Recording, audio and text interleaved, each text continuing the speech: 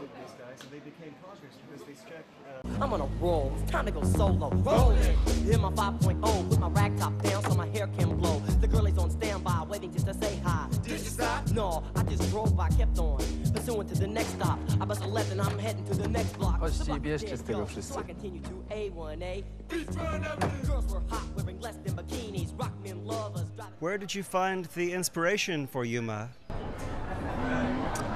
In history, in real life events, everything the film is about is based on facts, beginning from the historical facts, the sociological facts, plus personal stories of people involved. So this is a story that I discovered 10 years ago in a newspaper in Poland, and the world portrayed in this article was just so incredible. It reminded me of the Wild West, you know.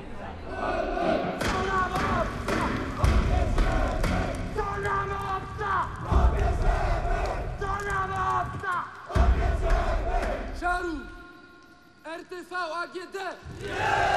Rzepi! Chemia! Marki! Kompakty! And did the outlaws in that part of Poland use the term Yuma themselves? Well, the funny thing, or the strange, or the amazing thing is they didn't. And I couldn't grasp what's happening. Why would these Polish people living in small towns use a term that's not Polish, that has no way relation to anything? Yuma. And Yuma for them meant to go to Germany and steal. And Yuma was also a convenient moral alibi because they did not consider themselves as thieves. They went to they considered themselves as people who go and take back what they lost during the war. Stealing was in Poland. Nobody did this. Yuma was in Germany and it was morally okay, according to them. And I researched for some years, for some time, where this came from. They didn't know themselves. And then a German guy told me, because before the war, Frankfurt am Oder was partner town with Yuma, Arizona, which I've said already many times in interviews, but this is the fact.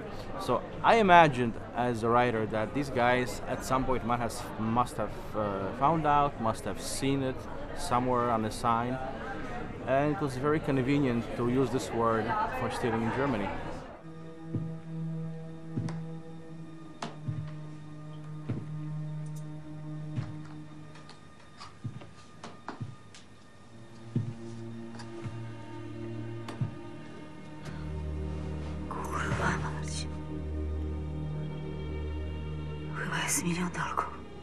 Żółty wierzchołek zajął obronek z wystawy. Żaden wierzchołek siedzi.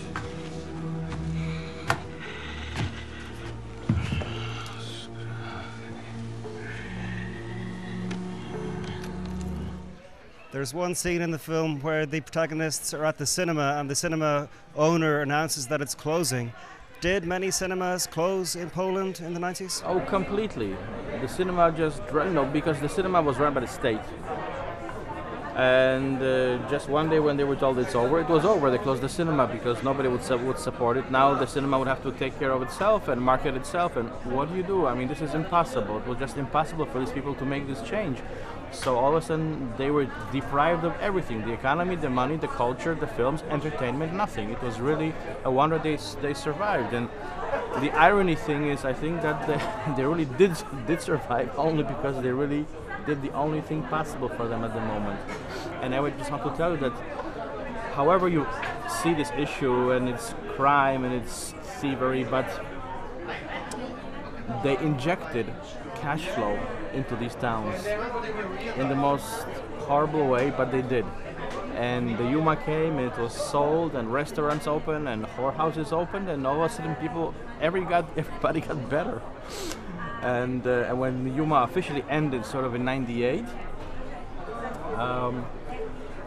you had the economies of these towns were flourishing, were surviving. People had legal businesses, people owned hotels and restaurants, and they did that, the journey from socialism to this capitalism on their own way.